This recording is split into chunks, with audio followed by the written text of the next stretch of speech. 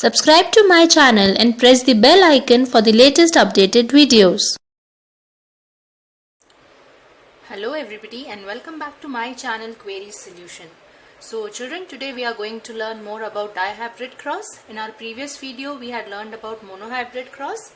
So in today's video we are going to learn how to draw a dihybrid cross, and then based on the cross we are also going to learn the law of independent assortment. So even if you want to know all this into detail, do watch my video completely, and for now let us start off with our video.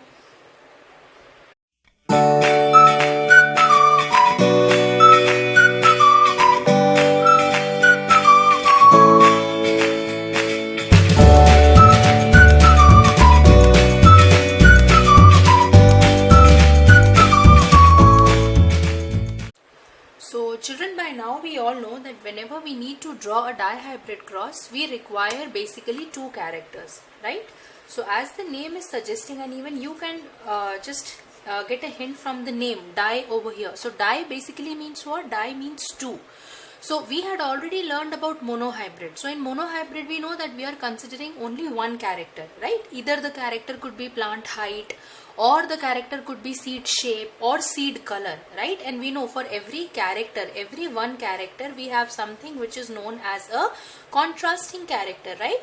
Like when we talked about plant height as a character, this is a character, plant height. So what are the contrasting traits that we can see of this character? So the traits could be that either the plant can be tall or either the plant can be dwarf, right? So this is something which is known as a contrasting trait. So similarly children, when we talk about just one character, now that can be either plant height or seed color or seed shape or any one of the 7 character if you choose, then that cross is going to give you a monohybrid cross, because we are taking only one character into consideration, right? But children, when we take up two characters into consideration, like along with plant height, if we take up seed shape, or if we take up seed color, anything. Now we know what are the contrasting traits for the shape. So the contrasting traits are that either the seeds will be round or either the seeds will be wrinkled, right? So now in this case, when I'm talking about how many characters you have taken into consideration, two. One you have taken as plant height and another one you have taken as seed shape. So since you are taking two characters into consideration at a time, then this cross is something which is known as what? It is known as a dihybrid cross. So just before I proceed children and explain you how do you draw a dihybrid cross and coming down to the ratios that we need to learn, one thing I must have to tell you, and everybody should be clear with, that whenever you talk about a dihybrid cross, you take up how many characters into consideration? Two characters. So out of the 7 characters that Mendel have given to us, a question can come in exam based on any character to you, or even you can take up any two combinations of the character to draw your dihybrid cross. It's completely correct. Nothing will be wrong into it. But just make sure that you will take two characters into consideration. Those two characters can be anything. And one more thing. So how many characters we are taking? 2. But how many contrasting traits are we going to get, children? So with one character we are getting 2 contrasting traits, as you can see over here. With one more character we are getting 2 more contrasting traits. So when we will consider 2 characters at a time, how many contrasting traits we are going to talk about? So we will get 4. Right? Like in this example, as you can see, if plant height is the character, tall and dwarf are your contrasting traits. When seed shape is your character, round and wrinkled is your contrasting trait. So with 2 characters at the same time when you consider, you are going to get how many contrasting traits? 4 contrasting traits, right? So based on this children, now we'll proceed in drawing the cross. How do we draw the cross? So I am going to take 2 characters which will be seed shape. Along with seed shape, I am going to take seed color. Okay? So let me just quickly draw the cross to you people so that we can just have a look at how we can draw it. So children, let us learn now how can we draw a dihybrid cross. So as I said you, how many characters we are going to consider over here? So 2 characters we are considering. And the example that I have taken over here of the character is seed shape and the seed color, right? So we just now have seen that when Mendel has proposed the characters to us, he has also talked about the contrasting traits to us, right? So when it comes down to seed shape, children, what can be the possible contrasting traits we can have in with respect to the green peas? So we know that when we talk about shape, the contrasting traits can be that either the shape of the peas will be round or either the shape will be wrinkled, right? Whether the seeds can be perfectly round like that or the seeds could be wrinkled like this. Okay.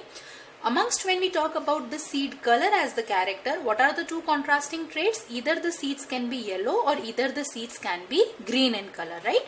Now, as you people know, and even if you don't know, in case I have a video already on my channel with respect to all the terminologies that I am using right now, have used in my previous videos and will be using. So in case if you are still confused with the meaning of the term phenotype, genotype, dominant, recessive and all, please check out my video so that you will be clear with respect to the terms that will be used in the chapter genetics, right? So this round and yellow, children, or wrinkled and green is something that we can see, right? It's visible to us. So since it's something that we can easily see, this is actually termed as what it is known as phenotype. Now I'm not writing it completely over here, but I have just written P. So what is P resembling over here? P is resembling basically the phenotype, right? What is phenotype? Something that we can visualize, something that we can see basically. That's the phenotype. And we know that for any physical appearance when we talk about, there are genes responsible in our body, right? So that actually makes up what? The genotype. And we have already learned again that whenever we talk about genes, these genes are there in pair. They are always there in pair, and each one of the pair is actually known as what? So it is known as an allele, right? This is all we people have already covered. So of course, when we are talking about the trait as round, there will be genes responsible for it, which will be there in the pair condition, in the allelic pair condition. And we know amongst round and wrinkled, which is the dominating trait that we are talking about amongst both. So we know that round is the dominating one. So we always write the alleles of the dominating alleles in the capital letter, right? That's how the rule goes as. So similarly for wrinkled, what are we going to write? Small rr. What I have generally seen, children, what you people generally get confused is you write round as RR and wrinkled as WW. So please do not follow that. That can give you a wrong cross. So whatever alleles you are writing for the capital or the dominating one, the similar small letters you can use for the recessive one. Okay. Now again, we know that when we talk about seed color, yellow is something which is the dominating color in contrast to green. So how are we going to write yellow as? So we are going to write it as capital YY, and green we are going to write as small yy, right? Now this is something that is our parent generation. Now when we know that once this parent generation is going to fuse, we are going to get a generation which is known as F1 or the first filial generation, right? So just see, children, now here your stepwise marking starts for a dihybrid cross. I am using a different color pen so that you will come to know. Now see, what will be the gametes that will come when the fusion is occurring between the different characters basically that we are talking about. Now just see, amongst both of this RR, capital R and capital R, any of the allele is going to come, but definitely a R will come, right? So this will be our first gamete. Amongst YY, when we talk about, children, anything can come. A Y is going to come, a capital Y. Either this one can come or either this, but definitely a capital Y is going to come. Amongst both of this allelic condition, again when we talk about, a small r is going to come, and amongst both again a small y. So anyone contribute in making up the gamete or the next generation, definitely one of the y will be there, which will be small in nature. So these are the 4 gametes, children, that we will get out of the parental allelic conditions or the parental genetic makeup, right? So what will be the genetic makeup or the genotype that we'll get in F1? So we are going to get the F1 genotype as RR and YY. Children, never write the condition as RY. This is something which is wrong. And if you're going to write in this way, then definitely it will give you wrong genotypes for the F2, because you have to calculate the genotypes for F2 generation also. Always remember, whatever the alleles are, capital R, small r, they are one pair of gene, and that's one of the reason you do not write them separate like this. Always the genes whichever are there, the homozygous or heterozygous condition, they are always written together, and that's why this is a wrong way to write. Okay, so I'll just rub this. This was just to explain to you people how you should write it. So what is the genotype that we'll get, children, in the F1 generation based on the gametes that have been contributed? So the genotype will be capital R, capital Y and small y. So I think if I'll just ask you right now, if you are watching my video, that this is something that is the genotype. So what will be the phenotype that we'll get of this F1? So I think many of you can answer me. If we are talking about this condition, children, a capital R and a small r, this is making up one character to us, right? So we know that amongst capital R and small r, which one is dominating? So capital R, and capital R is resembling what? It is resembling round. So what will be the phenotype that we'll get in F1? The seed shape will definitely be round, because capital R will dominate the small r. Let's come to the next one. Amongst Y and Y, again the same thing is applying. Which one will be dominating amongst Y and Y? So the capital Y will dominate. And what is capital Y resembling over here? So it is resembling yellow. So what will be the phenotype, children, that we'll get in the F1 generation? So all the peas or all the seeds that we are going to get in the F1 generation will be all round and yellow. We are not going to see any wrinkled or any green in the F1 generation. Hear me out, children. We are not going to get any wrinkled and any green in the F1. But that does not mean that we cannot even get them in F2. There is a possibility, which we will explore right now, that once this parent is fused with another of a similar parent, then the next generation is what we are going to get is F2, right? So we will also explore through a Punnett square or through a checker box, which we will learn to draw over here, that how can we get wrinkled and green in the next generation. But just remember that in F1 we are not going to get at all any of the recessive trait. We are only going to get the dominating one. So all the seeds which we get will be all round and all yellow, right? So now we'll explore, children, how do we get the F2 generation by crossing two parent of the F1. Okay. Now let us see, children, if we are fusing one F1 with another F1, which is of the similar kind as we have just now seen, what are the gametes that we are going to get from one parent and then another parent. So in the similar way, children, as we have seen the gametes over here, we are also trying to see the gametes that we will get after fusing the F1, right? So this will be the gamete which we will basically get in the F2 generation, because when F1 will fuse, the next generation which we will talk about will be the second filial generation or the F2 generation. So let us see, children, how we can get the gametes basically. So if this allele, children, will fuse with this allele of another character, what are the two combinations we are going to get? A capital RY. If this capital R can fuse with this one, the another character allele which is there, we are going to get a small ry, capital R, small y. If this small r can fuse with this, what is the combination we'll get? Small r and capital Y. And if this small r fuse with this y, what are the gametes that we'll get? Small r and small y, right? So these are the four gametes, children, that we can get from one of the parent. So let us see what are the gametes that we'll get from this parent over here. So let me just remove F2 over here. I'll write it little over here, this side. So this is the gamete, children. Let me draw a box, because this is how we are going to continue now. Let me just draw the line so that we can continue later. Yeah. So children, as you can see over here, this is the gamete that I'm going to get from parent 1. So I'll write down the gamete that are going to get parent 2 from here. I'll write it little down over here. So the similar case applies, children. If this R goes with this Y, what is the gamete I'm going to get? A capital RY. Let me close this box. We'll do later what we are supposed to do. If this capital R goes with this small y, what are we going to get? So a capital R and a small y, okay. If this small r fuse with this allele, what are we going to get? A small r and a capital Y. And lastly, if this small r goes with this small y, we are going to get a small r and a small y. So this is what will be our gamete from the parent 2. So in case if by now you people have noticed, since the parent in the F1 were similar to us, the similar type of gamete is what we have got. As you can see over here and here, we have got this exact similar 4 gametes. And we know that if you are getting 4 gametes from one and 4 from another, total how many combinations we are going to get, children? So we are going to get 16 different combinations, right? And that is what we are going to get over here in the checker box. So this box, children, that I have drawn is something which is known as a checker box, or it is also known as Punnett square.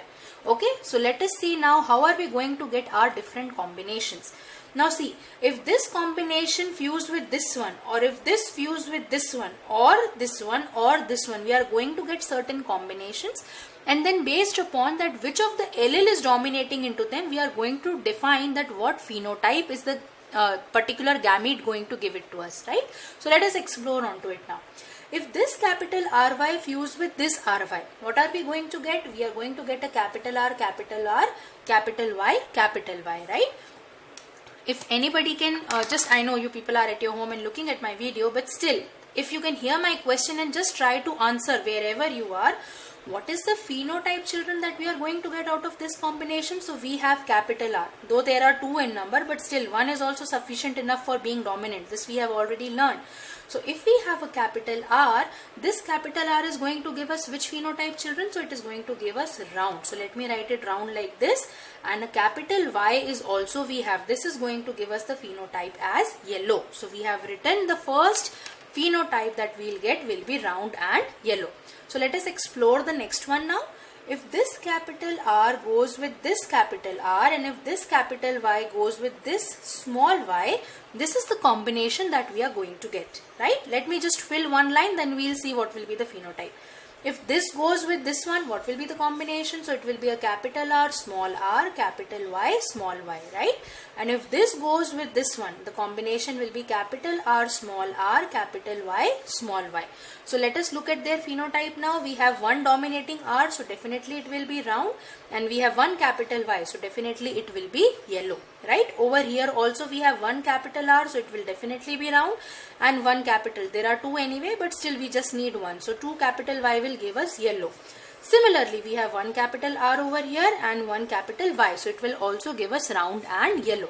Okay, now let us try to see in the next combination what are the possibility.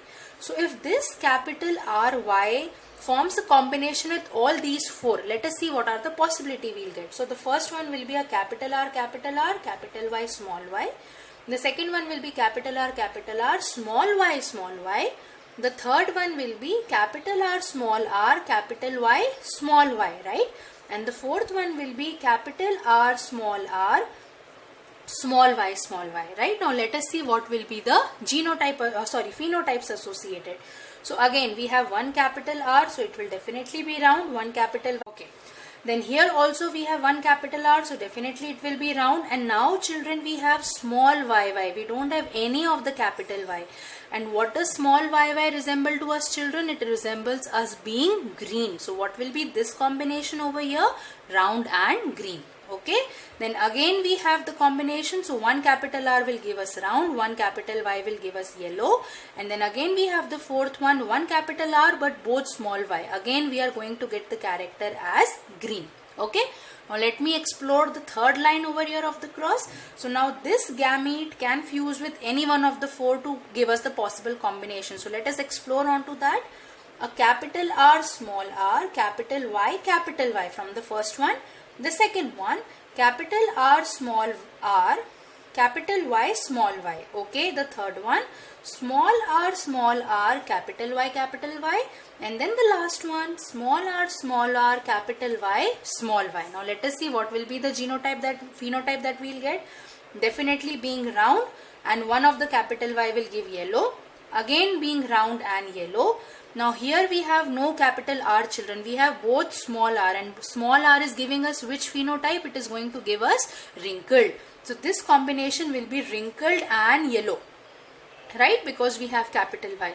And again over here we have both small r. So again it is going to give us wrinkled, but one capital Y is going to give yellow, right? Now the last combination, children, let us see what we are going to get. So a capital R, capital Y, small y. Then again capital R, small y, the third one, small r, capital Y, small y, and then the last one, small r, small y, small y. Again, let us explore what will be the combination we'll get. One capital R will give round, one capital Y will give yellow. One capital R will give round, but both the small y's will give us what? So it will give us green. Okay. Both the small r's, again, what are we going to get? Wrinkled. And one capital Y also, it is going to give us what? Yellow.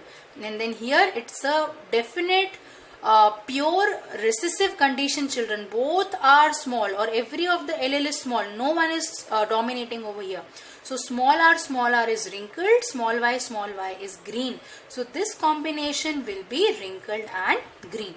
So as you can see, children, how many possibilities we could have got from 4 and 4 gametes? 16. Let us count. Have we got 16? So it's 1, 2, 3, 4, 5, 6, 7, 8, 9, 10, 11, 12, 13, 14, 15, 16. Correct? So we have got our 16 different combinations for the F2 generation. Now let us try to check, children, the phenotypic ratio. Okay, in dihybrid cross, children, we don't learn the genotypic ratio, because if we are going to learn it, it will be a very big thing. So you don't learn it for grade 10 CBSE, but definitely what you have to learn is the phenotypic ratio, which we cannot miss. So what are the 4 possible phenotype that we can see, children? We can see the first phenotype as being round and yellow, the second one being round and green. Okay, as we can see over here, the next one being wrinkled and yellow, and the last one being wrinkled and green, right? So this is our 4 possibility. Now let us try to see that how many of which one, what is the count for each one of them, and the count is definitely that is going to give us a phenotypic ratio, right? So let us count now how many of what we have. So okay, children, so let us explore and count now that how many of the phenotype is what we are going to get in the F2. So let us first calculate round and yellow. How many are they in number? So let us I'll just cross depending on the number that we'll count. Okay, so round and yellow first of all. So it will be 1, 2, 3, 4, 5, 6, 7, 8, and then we have 9, right? And now we have no more round and yellow. So how many round and yellow we have got, children? So we have got 9 round and yellow combinations. Now let us see round and green, how many we get. So it will be 1, 2 and 3, as you can see over here. Now we don't have any round and green, so round and green will be 3. How many wrinkled and yellow? So you can quickly have a look. We have wrinkled and yellow as also being 3 in number. And then how many wrinkled and green, children? So we have only 1 wrinkled and green. So what is the phenotypic ratio, children, that we will get in the F2 generation? So the ratio will be 9:3:3:1, right? And this is the same combination or the same ratio, children, that you will get even in your textbook. But do remember, you will definitely have a question, what is the phenotypic ratio in a monohybrid cross and then in a dihybrid cross? So in the monohybrid cross, what is the ratio that we got? The phenotypic ratio which was visible to us was 3:1, and the genotypic ratio in monohybrid was 1:2:1, right? That we have already studied in our previous video.